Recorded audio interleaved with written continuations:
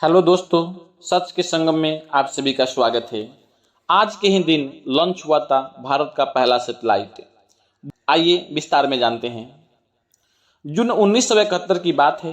प्रधानमंत्री इंदिरा गांधी के आवास पर एक मीटिंग बुलाई जाती है। इस बैठक में भारतीय राजदूत डीपी धर, साइंटिस्ट विक्रम साराभाई, उनके एक शिष्य UR राव और भारत में रूस के राजदूत निकोलाई पेगोव शामिल होते हैं। मीटिंग शुरू होती है और साराभाई देश के पहले उपग्रह को बनाने का पूरा प्लान प्रधानमंत्री इंदिरा गांधी के सामने रखते हैं। लेकिन इस मिशन को पूरा करने के लिए जरूरत एक लॉन्च व्हीकल की होती है। जैसे ही साराभाई रूस के राजदूत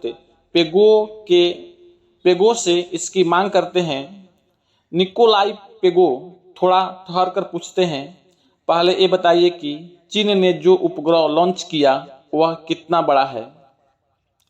इस सवाल को सुनकर हर कोई हैरान रह जाता है। फिर UR राव कहते हैं 190 किलो का।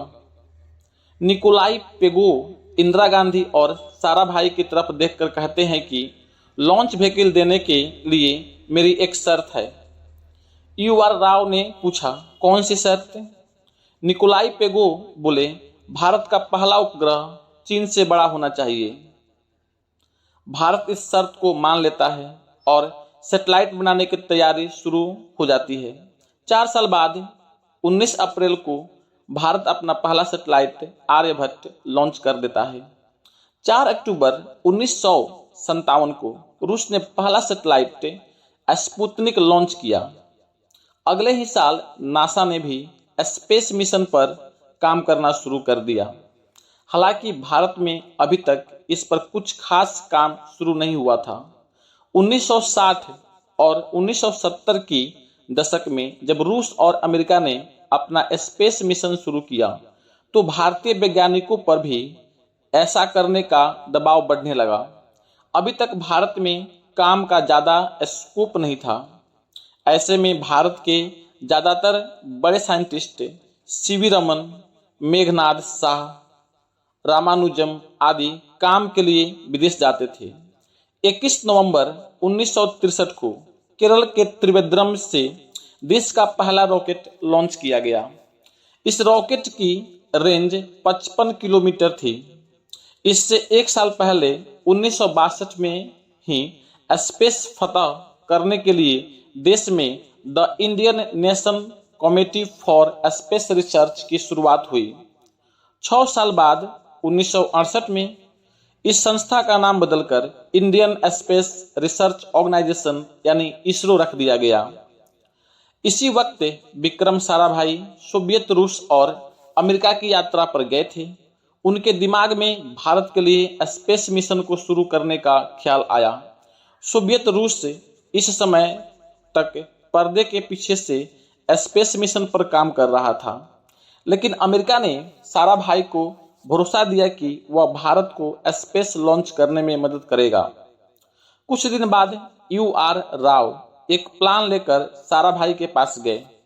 साराभाई ने इस स्पेस मिशन को अंजाम तक पहुंचाने की जिम्मेवारी राव के कंधे पर डाल दी।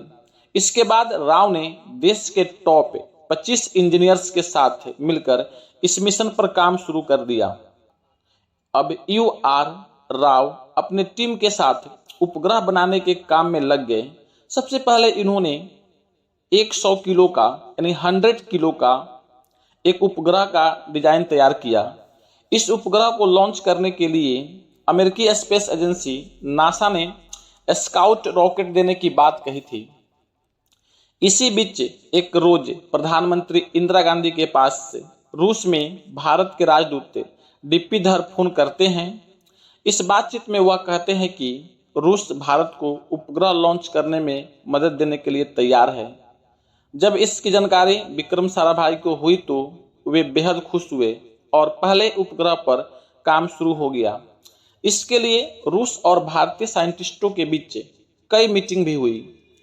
अप्रूव होने से पहले इस प्रोजेक्ट पर त्रिवेंद्रम में काम चला, लेकिन इसके बाद बेंगलुरु के पिन्या इलाके में इस पर काम शुरू हुआ। चीन से दुगुना भार के उपग्रह पर काम शुरू हो गया। रूस की शर्त को ध्यान में रखते हुए प्रोजेक्ट अप्रूव होने के बाद नए सिरे से उपग्रह बनाने के काम को शुरू किया गया। 24 अप्रैल 1970 को चीन ने 173 किलो का अपना पहला सैटेलाइट लॉन्च किया था।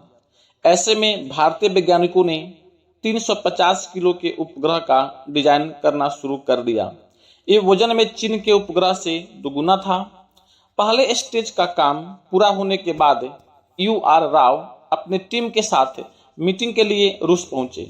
सोवियत रूस को भारतीय वैज्ञानिकों पर भरोसा नहीं था।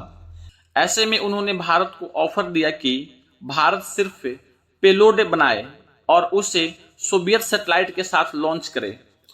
राव ने रूस के इस प्रस्ताव को ठुकरा दिया। आखिरकार सोवियत रूस राव की जिद के आगे मान गया।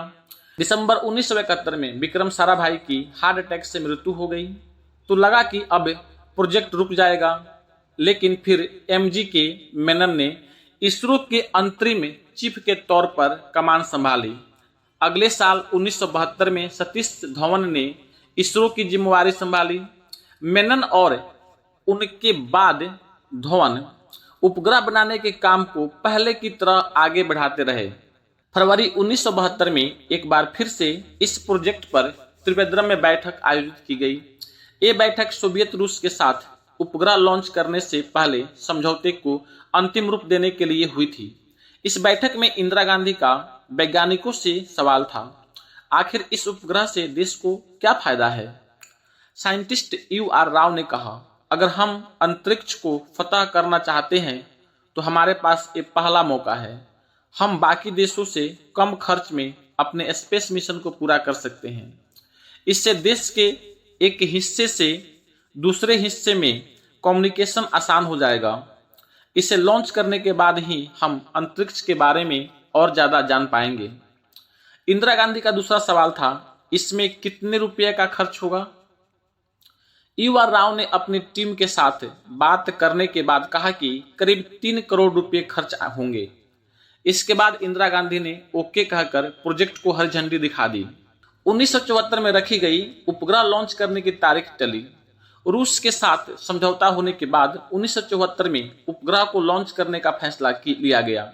अब तक रॉकेट लॉन्च करने का काम केरल में थूबा से होता था, लेकिन धवन ने सैटेलाइट बनाने का काम बेंगलुरु ले जाने का फैसला किया। यहाँ पिनिया इंडस्ट्रियल एरिया में 4 सेट्स में काम शुरू हो गया। जुगाड़ के व्यवस्था से काम शुरू हुआ।